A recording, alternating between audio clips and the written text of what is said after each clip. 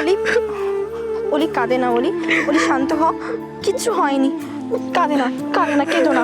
কি হয়েছে আর কি হয়নি সেটা কান্নাকাটি না করে একটু বোঝার চেষ্টা কর, একটু ভাব। ছোট মা এমনি এমনি বারণ করে না। ওকে নিয়ে এসে এখন এভাবে বলছেন কেন? ও তো আরো ভয় পাবে। আমরা ভয় পাইনি, তুমি ভয় পাওনি? যাওয়ার আগে যদি একটু বলে যেতে। দাদাভাই, এমন অনেক কথা থাকে যেটা বলে যাওয়া যায় না। শোন, তোর জন্য আজকে আমার মুম্বাই যাওয়া হয়নি, এতগুলো কাজ নষ্ট হলো। ছোট মা জিজ্ঞেস করলে আমি কি বলবো? আর ছোট মা জিজ্ঞেস করবেই, কি বলবো আমি? হ্যাঁ, আপনি ওকে বকছেন কেন? ও তো আপনার ছোট বোন, একটা ভুল করে ফেলেছে। ও যদি জানতো তাহলে কি ওখানে যেত বলুন? তুমি আর ওর পরে কথা বলো না করো। আমি যদি ঠিক সময় না পৌঁছাতাম তাহলে কি হতো কে জানে। আর তুই খালি বড়ই হয়েছিস, ভালো মন্দ বোঝার সেন্সটুকু হয়নি তোর। ও বুঝতে পারিনি, আর কোনোদিন এরকম হবে না। তুমিও রেডি থেকো, ওর সাথে তাল দেবার ফলটা তুমিও পাবে। বৌরানীর কোনো দোষ নেই দাদাভাই, আমি ওকে জোর করেছিলাম। থাক অলি, তুমি যা করেছো তার জন্য তো তুমি নিজেও কষ্ট পাচ্ছ। আপনি আর ওকে বকবেন না। তুমি সব ব্যাপারে কথা বলো না কনক। আপনি বলেছেন, আমি আর বলবো না। কিন্তু আপনি ওকে নিয়ে চিন্তা করেন, ভয় পেয়েছেন বলেই তো বকছেন। আমি শুধু এইটুকুই বলছি, আমি ওর হয়ে কথা দিচ্ছি আর কোনোদিন এরকম কিছু হবে না। আর মাকে কি বলবো সেটা নিয়ে চিন্তা করার দরকার নেই। সত্যি কথাটাই বলুন, মা তো আপনার কথা শুনেন। আপনি মাকে একবার অনুরোধ করুন, মা যেন অলিকে ক্ষমা করে দেন।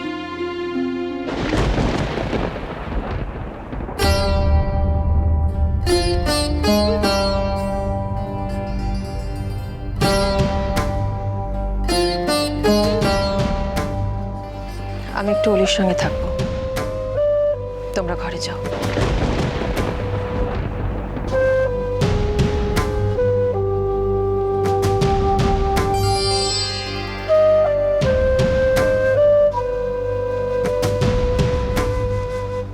মা, আমি আছি বললাম না?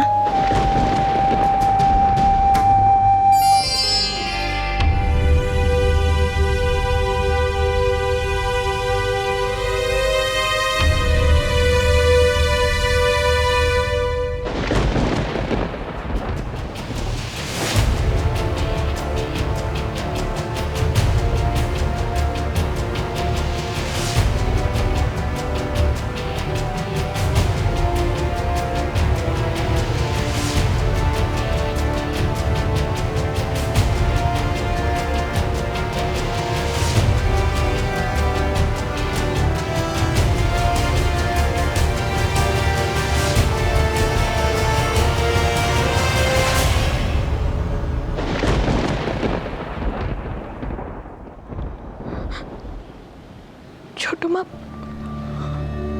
আমি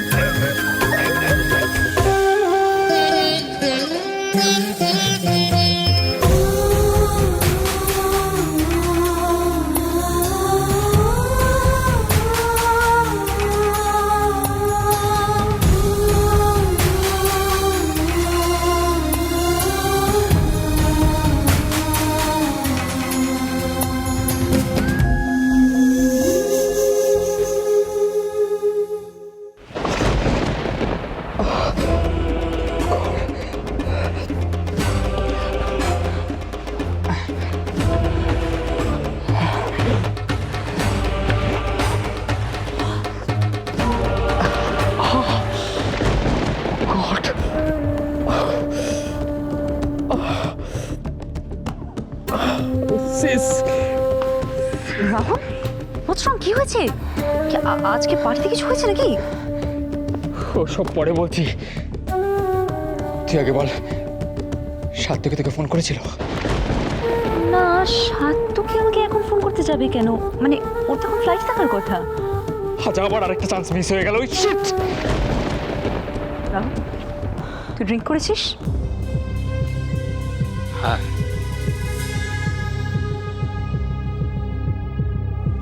তো ব্রো, তোর মাথায় লেগেছে, জামা কাপড় এলোমেলো, এতটা ড্রিঙ্ক করেছিস যে সোজা হয়ে দাঁড়াতে পর্যন্ত পারছিস না। Will you please tell me কি হয়েছে? তুই একটু চুপ করবি প্লিজ? আমি ড্রিঙ্ক করেছি বাট আউট হয়ে যায়নি।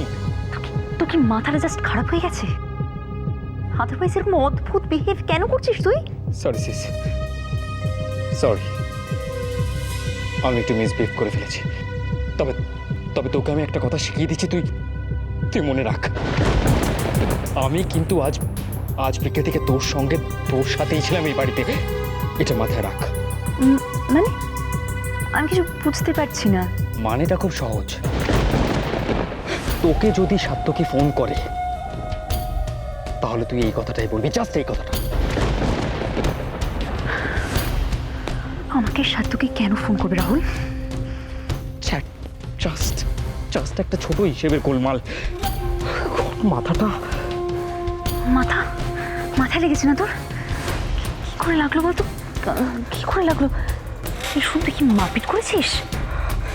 রাহুলের গায়ে হাত তোলা, রাহুলের গায়ে গোটা চৌধুরী মেনচাসটা একদম ঘুরিয়ে দেবো।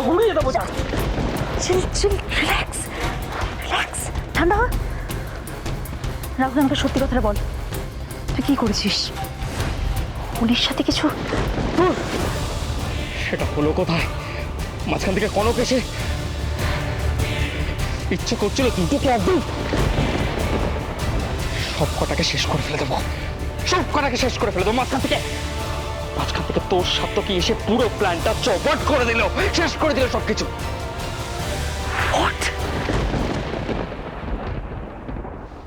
ব্যাপারটা কি হচ্ছিল প্রথমে আমি বুঝিনি, কিন্তু ফোনে কনকের গলা শুনে বুঝেছিলাম ইট ওয়াজ সিরিয়াস।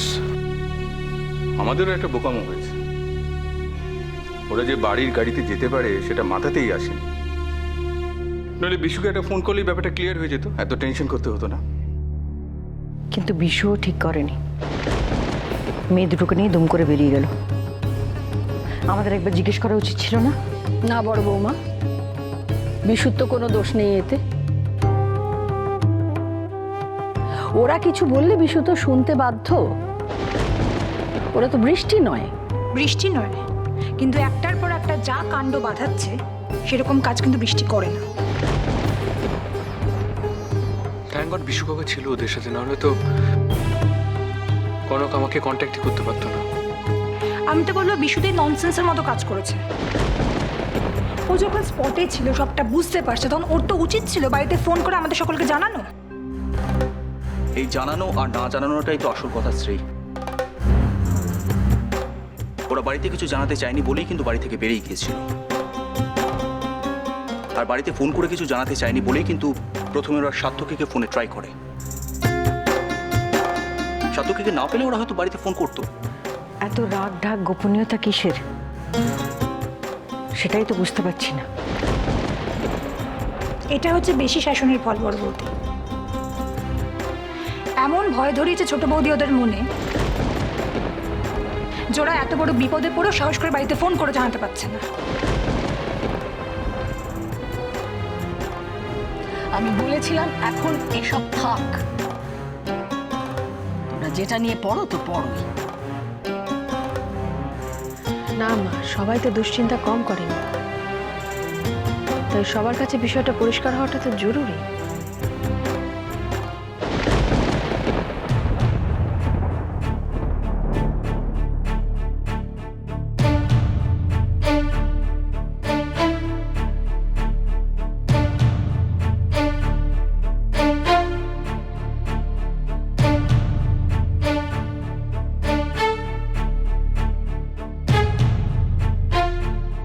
আহারে, বেচারিকে দেখেই মনে হচ্ছে ভীষণ ক্লান্ত।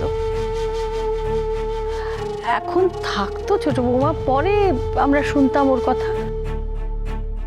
ও পারবে বলেই ওকে এখানে আসতে বলেছি মা। বলো অলি। একটা কেস খেতে খেতে তো বেঁচেছে, কিন্তু এবার তো আর পার পাবে না। মোটামুটি সবাইকে জাগিয়ে দিয়েছি, নে এবার সামলা।